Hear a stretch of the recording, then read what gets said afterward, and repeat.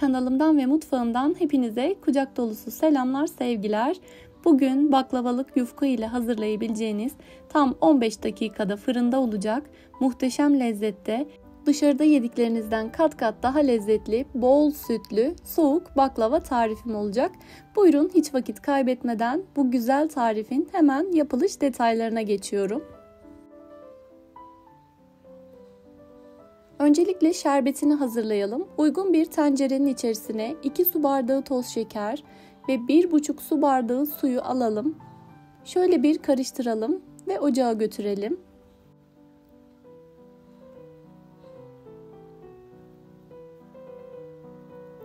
Şerbetin ocakta kaynamasını bekleyelim.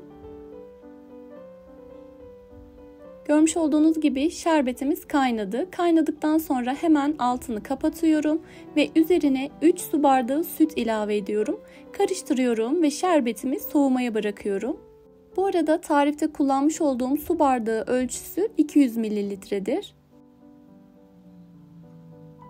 Diğer yandan tatlımızın ara katlarında kullanmak üzere 150 gram tereyağını erittim.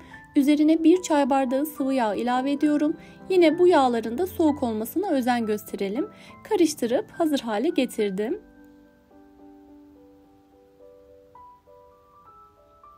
Baklavada kullanmak üzere 800 gram yani 44 adet baklavalık yufkam var.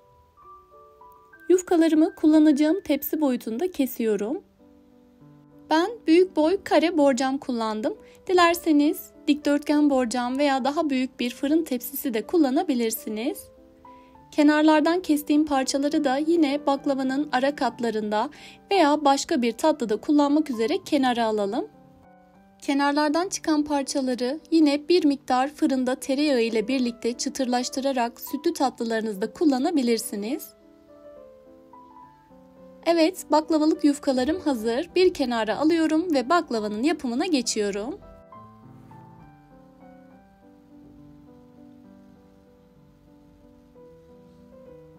Tepsimin tabanını bir miktar yağladıktan sonra 3 kat baklavalık yufkadan yerleştiriyorum.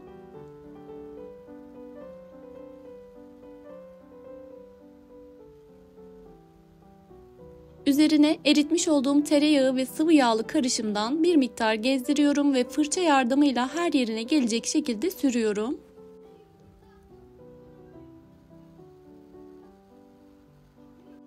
Erittiğimiz yağdan her 3 katta bir aralara sürerek yufkaları sıralamaya devam edelim.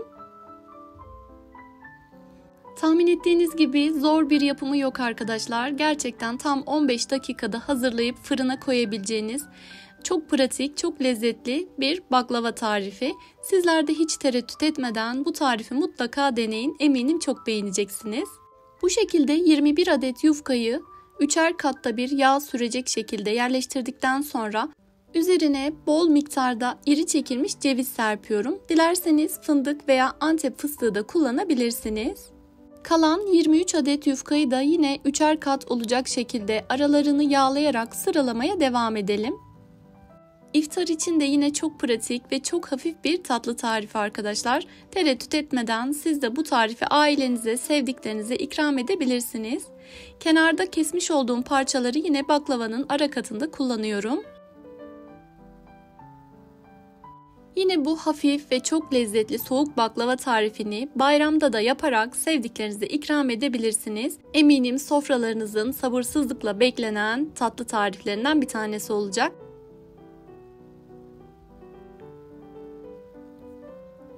Tamamını aynı şekilde hazırladıktan sonra baklavamızı dilediğimiz boyutta dilimleyelim. Ben tek lokmalık olacak şekilde küçük küçük kareler halinde dilimliyorum.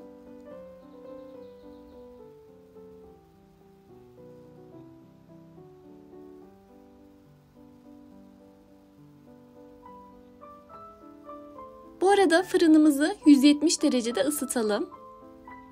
Kalan yağı da baklavanın üzerine bolca gezdirerek fırçayla her yerine gelecek şekilde sürelim. Baklavamızı önceden ısıtılmış 170 derece fırında yaklaşık 40 dakika pişmeye bırakalım. Görmüş olduğunuz gibi baklavamız muhteşem bir şekilde kızarmış. Tek tek ara katlarını da görebilirsiniz. Dışarıda yediklerinizden kat kat daha lezzetli bir tarif arkadaşlar. Evet, süt şerbetimiz de artık soğudu. 10 dakika kadar bekleyip baklavamızın ilk sıcaklığı çıktıktan sonra soğuk şerbeti baklavanın üzerine gezdirelim. Vaktiniz varsa eğer baklavanızı tamamen soğuttuktan sonra üzerine soğuk şerbeti dökerseniz daha çıtır baklava elde edeceksiniz. Şerbetiyle buluşan baklavamızı tamamen şerbetini çekmesi üzere bir kenarda dinlendirelim. Şerbetini büyük oranda çektikten sonra üzerine kakaolu toz içecek serpiyorum. Dilerseniz 2 yemek kaşığı kakaoya 1 yemek kaşığı pudra şekeri karıştırarak da bu şekilde serpebilirsiniz. Üzerinin süslemesi için 80 gram rendelenmiş çikolatam var. Onu da üzerine bolca serpiyorum. Gerçekten hem görüntüsü hem lezzeti muhteşem bir baklava oluyor arkadaşlar. Ve son olarak toz Antep fıstığıyla süsleyerek baklavamı tamamlıyorum. Dilediğiniz şekilde süsleyerek servis edebilirsiniz. Hemen sizlere kıvamını, iç dokusunu göstererek videomun sonuna doğru yaklaşıyorum. Tarifimi deneyecek olan arkadaşlarıma şimdiden kolaylıklar diliyorum. Görüş ve önerilerinizi mutlaka yorumlar kısmına yazın. Herkese tek tek dönüş sağlamaya çalışıyorum. Şöyle yan kısmından da gösteriyorum. Gerçekten muazzam bir tarif oldu. Tarif tam ölçülüdür. Hiç tereddüt etmeden sizler de bu tarifi deneyebilirsiniz. Bol sütlü, çok hafif, soğuk baklavamız servise hazır. Deneyecek olan arkadaşlarımın şimdiden ellerine sağlık. Kanalımda birbirinden farklı, birbirinden lezzetli, sütlü tatlı ve şerbetli tatlı tarifleri bulabilirsiniz. Bir göz atmayı unutmayın lütfen. Güzel tariflerde buluşabilmek dileğiyle inşallah. Allah'a emanet olun. Hoşça kalın.